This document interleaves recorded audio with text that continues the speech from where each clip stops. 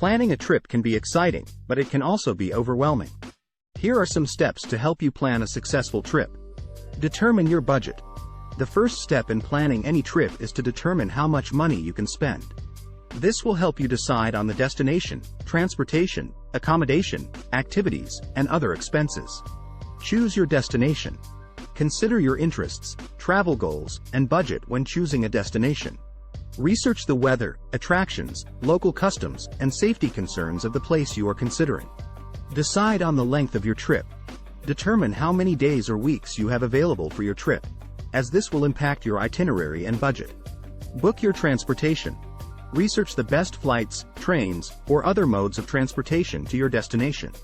Consider the cost, travel time, and convenience. Book your accommodation. Research and book your accommodation in advance to ensure availability and to get the best rates.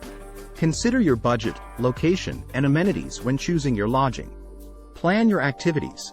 Research and plan the activities you want to do while on your trip.